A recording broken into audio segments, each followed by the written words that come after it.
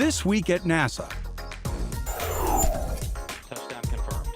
After almost 6 months aboard the International Space Station, Expedition 25 Commander Doug Wheelock and flight engineers Fyodor Yurchikhin and Shannon Walker landed safely in their Soyuz spacecraft on the steppes of Kazakhstan.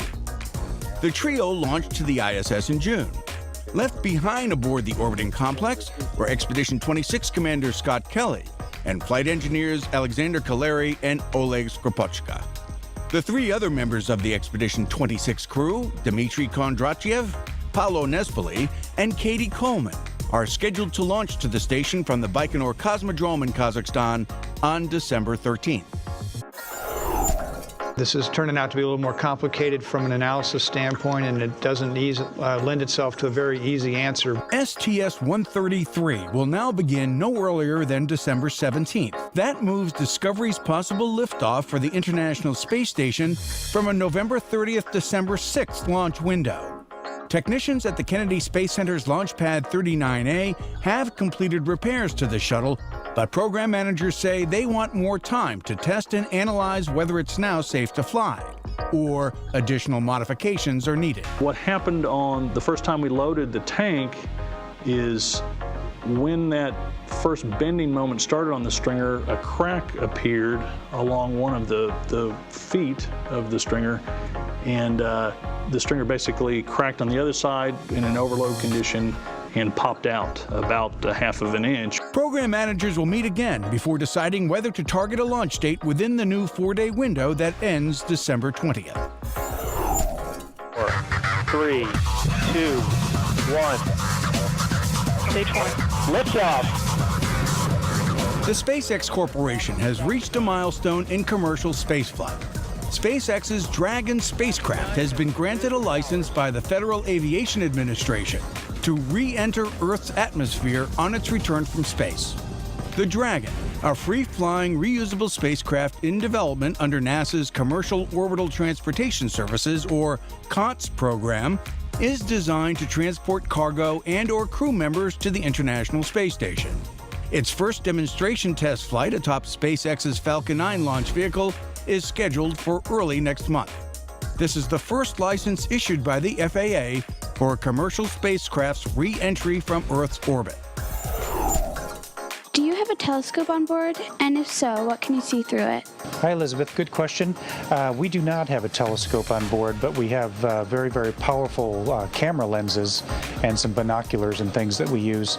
Students from 2 D.C. area middle schools got answers to their questions about life in orbit from International Space Station astronauts Doug Wheelock, Shannon Walker, and Scott Kelly in a special event held at the U.S. Department of Education in Washington. How is food on Earth different from food in space? The main difference between food on Earth and food in space is so much of what we have up here is dehydrated. Hosted by Education Secretary Arnie Duncan and NASA's Associate Administrator for Education, astronaut Leland Melvin. The live 20-minute hookup with the 3 Expedition 25 crew members in space helped celebrate International Education Week. I want to thank you guys so much for taking the time to spend with our students. Again, this is just fascinating. I look forward to this so much each year. A series of tests conducted inside the Glenn Research Center's 10x10 supersonic wind tunnel could help further routine and efficient access to space.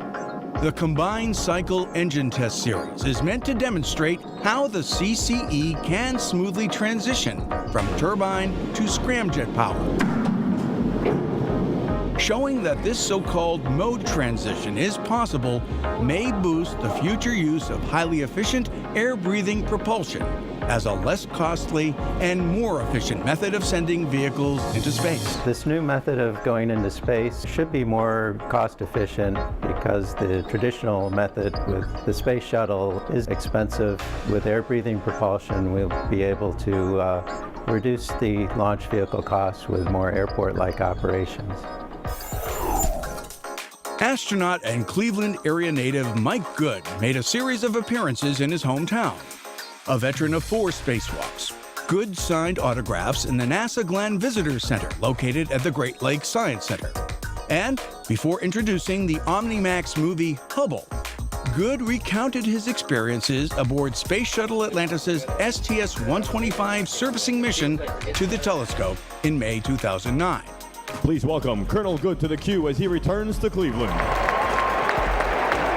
Good also attended 2 local sporting events, an NBA basketball matchup between his hometown Cavaliers and the visiting Indiana Pacers, at which he presented the Cavs with a team jersey flown with him aboard Atlantis during STS-132 earlier this year. That mission to the International Space Station also carried into space a Cleveland Browns jersey. Good presented it at the Browns New York Jets game to a local student athlete who suffered a severe spinal injury playing high school football last year. Undeterred, Corey Rita plans on majoring in aeronautical engineering and someday working for NASA. And that's This Week at NASA. For more on these and other stories, log on to www.nasa.gov.